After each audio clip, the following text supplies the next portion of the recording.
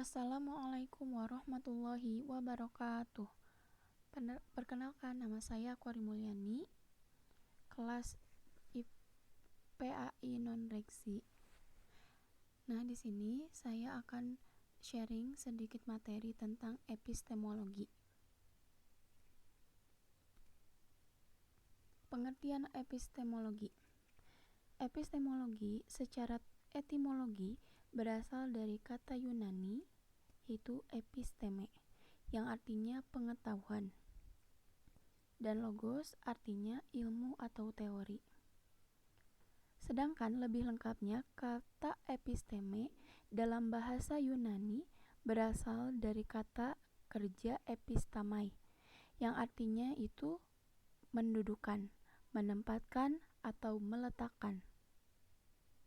Maka, secara harfiah, episteme berarti pengetahuan sebagai upaya intelektual untuk menempatkan sesuatu dalam kedudukan setepatnya. Epistemologi diakui sebagai inti dan hakikat dari ilmu pengetahuan di samping ontologi dan aksiologi.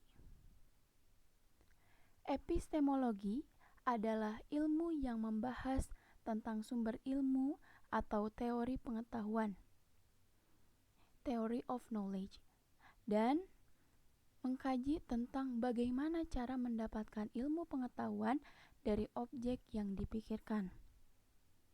Sederhananya, menurut Ahmad Tafsir, epistemologi membicarakan sumber pengetahuan dan bagaimana cara memperoleh pengetahuan. Corak epistemologi.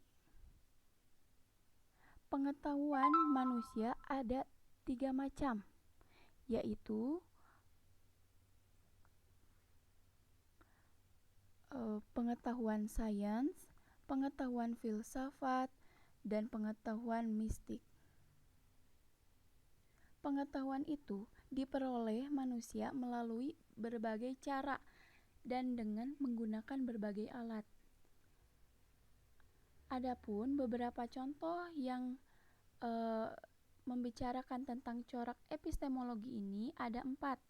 Yang pertama ada empiris, rasionalisme, positivisme, intuisionisme yang terakhir. Nah, untuk pembahasan yang pertama yaitu empiris. Nah, kata ini berasal dari kata Yunani yaitu empirikos yang berasal dari kata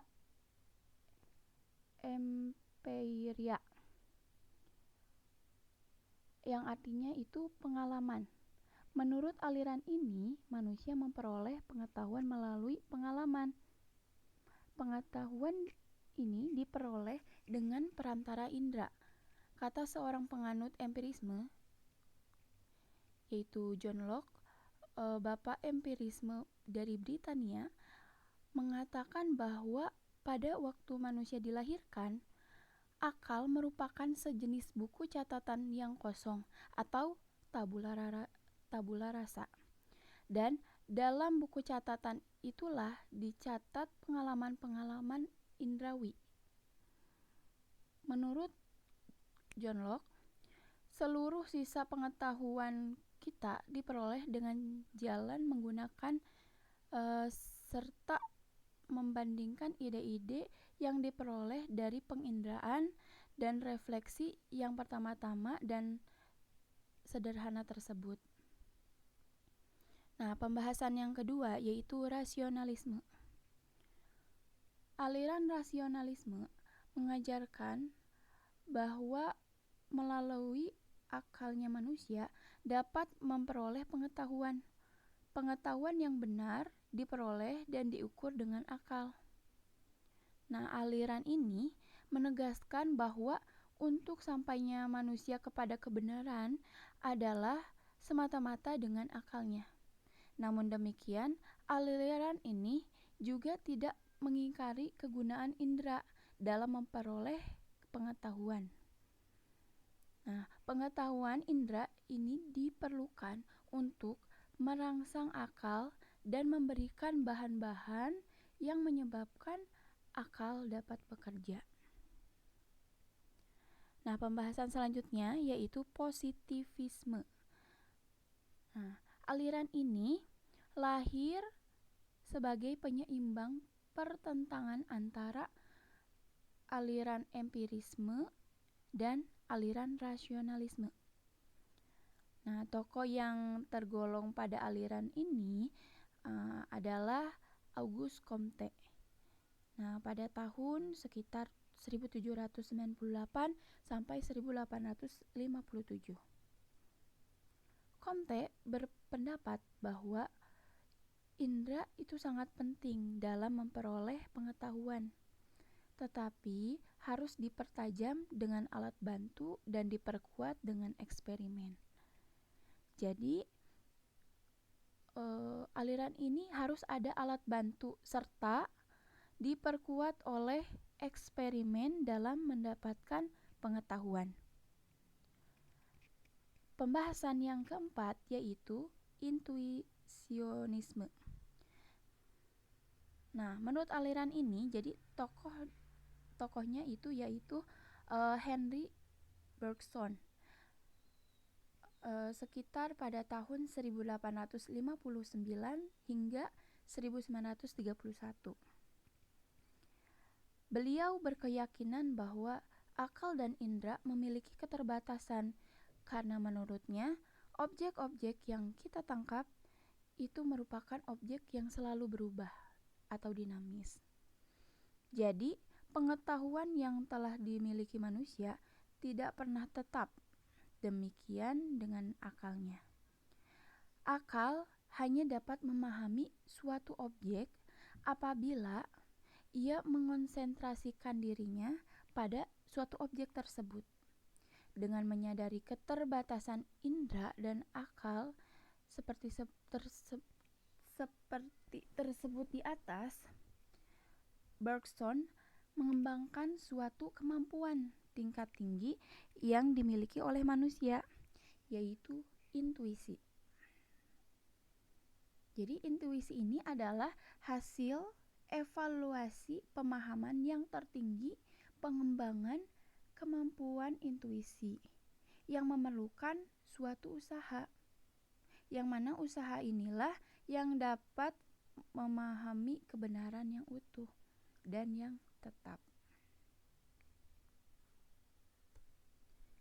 Nah, pembahasan yang selanjutnya yaitu pentingnya mempelajari epistemologi.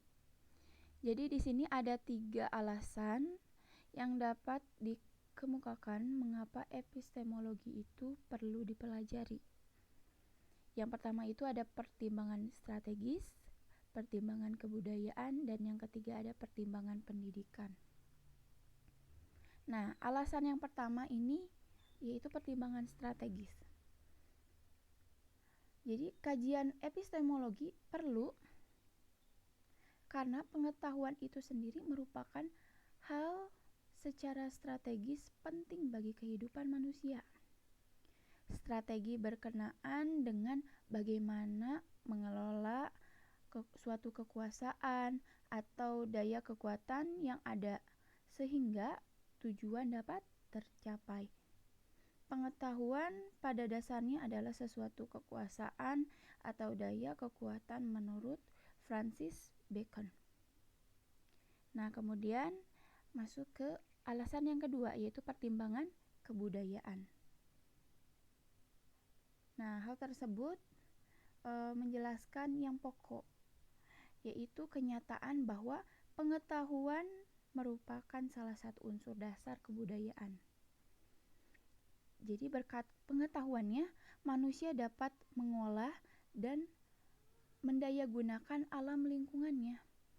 Ia juga dapat mengenali permasalahan yang dihadapi, menganalisis, menafsirkan, baik itu pengalaman dan peristiwa-peristiwa yang dihadapinya, serta menilai situasi dan mengambil keputusan untuk berkegiatan. Nah, yang alasan yang terakhir, yaitu yang ketiga, yaitu pertimbangan pendidikan. Jadi, epistemologi perlu dipelajari karena manfaatnya untuk bidang pendidikan. Pendidikan sebagai usaha sadar untuk membantu peserta didik mengembangkan pandangan hidup, sikap hidup, keterampilan hidup, bahkan tidak ada yang lepas dari penguasaan pengetahuan. Alhamdulillahirrabbilalamin. Mungkin cukup sekian pemaparan singkat sharing tentang epistemologi. Sekian dari saya. Wassalamualaikum warahmatullahi wabarakatuh.